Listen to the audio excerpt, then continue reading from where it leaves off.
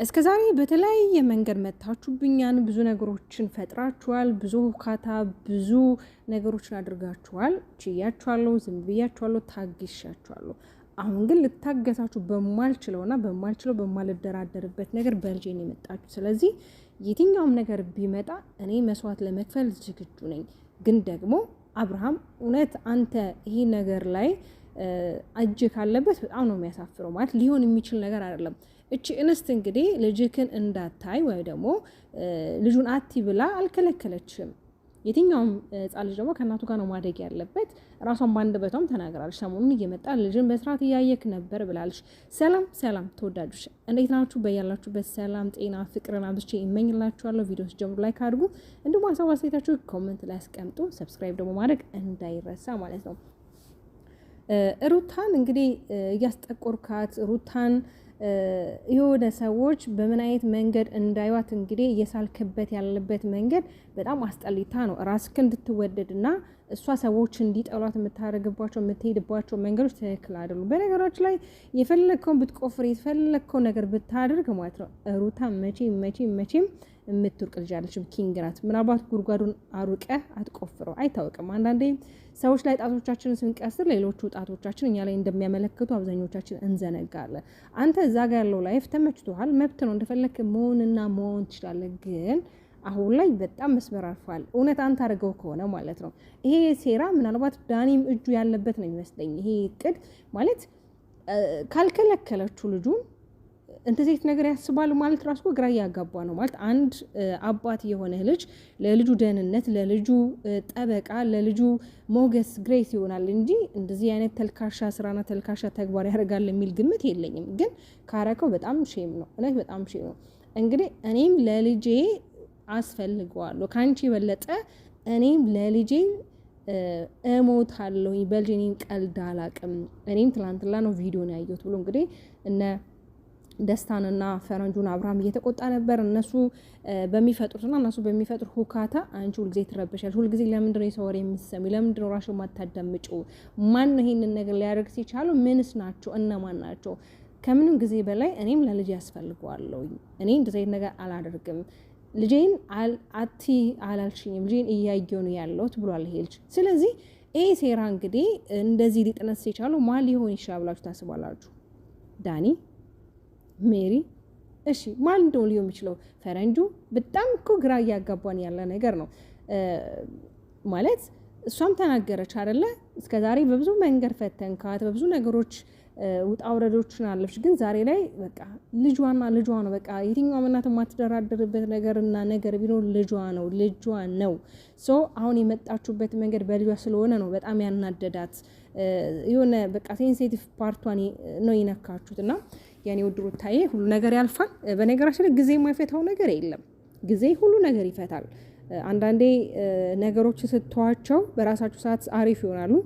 ስትተዋቸው ደግሞ ሌሎች ሰዎች እየመጡ የሚቆሰቁሱና የሚነካኩት ከሆነ ያ ነገር ማለት ሊበርድ አይችልምና ሁላችሁም የራሳችሁ ላይ ብትኖሩ ከነሱ ህይወት ብትወጡ መልካም ነው።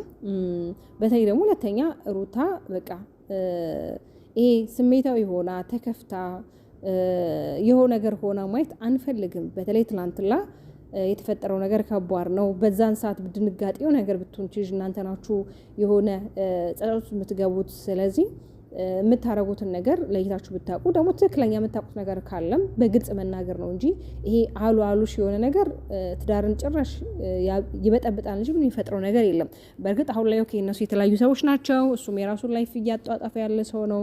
ምናልባት አሁን ላይ አይኑ ታውሯል፣ ልቡም ተደፍኗል።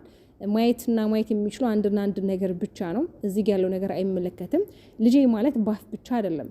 ማለት ልጅ ማለት ይሄ ባፋችሁ ብቻ አይደለም። ለልጃችሁ ስትኖሩለት፣ ለልጃችሁ ፍቅር ስትሰጡት፣ ለልጃችሁ ጊዜ ስትሰጡት፣ ለልጃችሁ ታይም ስትሰጡት ገብቷችኋል። ልጅም እኮ የሆነ አባቱን ጠረን ይናፍቃል፣ አባቱን ይፈልጋል አይደለ? ሶ ያንን ነገር ብታረግ መልካም ነው።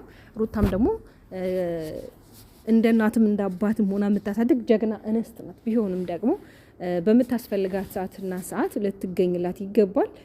ብታስብላት። ለምን አንደኛ እቺ ልጅ ብቻዋን ነው እዛ ቤት የምትኖር፣ ብቻዋን እዛ ቤት ስትኖር አጋዥም ቢኖራት በጣም ብዙ ነገሮች ይፈጠራሉ። ምናምን ልጁ ሊያተኩሶ ይችላል። የሆነ ነገር ቢፈጠር እንኳን ማንም እና ማንም ካጠገብ የለም። ገና ስልክ ተደውሎ ምናምን ነው አይደለም። ስለዚህ በጣም በብዙ ነገሮች ውስጥ ነው እያለፈች ያለችው። አንተ ደግሞ ያን ነገር ግንዛቤ ውስጥ ብታስገባ መልካም ነው።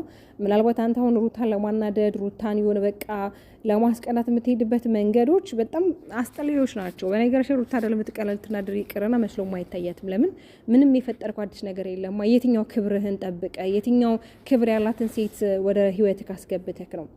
የሰው ልጅ እኮ የሆነ ክብር ያለው ነገር ሲኖረው ግሬስ አለው። ይሄ ክብር የሌለው ነገር እኮ ምንም ነው፣ ሰዎች ይንቋቸዋል። እስኪ አሁን ሄርሜላ ዛሬ ላይ እንደዚህ በነገራችን ለሚዲያው ራሱ ለኦዲየንስ ራሱ ምንም ክብር የላቸውም። በተለይ ዛሬ ከሜሪ ጋር የለቀቁት ቪዲዮ በጣም አስጠሊታና ደባሪ ነበር። እንዴት እንደሚሆኑ እንዴት እንደሚያደርጋቸው እኔ ይመስለኛል ካሜራውን ይረሱት ይሆን ወይም ደግሞ ኦዲየንስ እንደዚህ አይነት ነገር ነው የሚፈልገው። በቃ ሰው ሆይታ ነገር ይፈልጋል። የሰዎችን ሀሳብ እየተረዱን እኔ ቪዲዮ የሚሰሩት በጣም ነው ግራ እየገባኝ ያለው። መሆን የሌለበት ነገር ነው ዛሬ እንደዛ አክት ስታደርጉ የነበረውና ሜሪ እንኳን ታግሳችሁ ስታዳምጣችሁ ነበረ።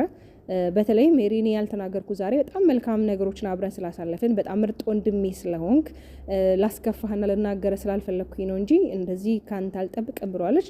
በተለይ ደግሞ ያው ልጅቷ እንግዲህ አውራክ እንጂ እቺ ክብር የሌላ ሴት ለአንተ ምንም አታደርግልህም እንደማትመጥንህ ምናምን ነገር አስጠንቅቄ እነግራለሁ። ግን ከሩታ አካባቢ መራቅ አለብህ ብለዋለች። እንግዲህ ሁሉም የራሱን ሀሳብና ሴት መጥቶ ይናገራል። ግን ደግሞ ለሩታ ምንም የሚፈይድላት ነገር የለም። በተለይ ቡዜም እንዳልኳችሁ ዛሬ መታ ተናግራለች። ሁሉም በቃ በየራሱ መንገድ መጥቶ ያለውን ነገር ያብራራል። ምን ይል ግን የእነሱን ህይወት ምንም አንድ ስቴፕ የጨመረ የለም፣ ምንም ያደረገ የለም። ስለዚህ እኛ ሰላም ነው የምንፈልገው። በተለይ የሩቲ እህቶች ሰላሟን ነው የምንፈልገው፣ ጤናዋን ነው የምንፈልገው፣ ደስታዋን ነው የምንፈልገው።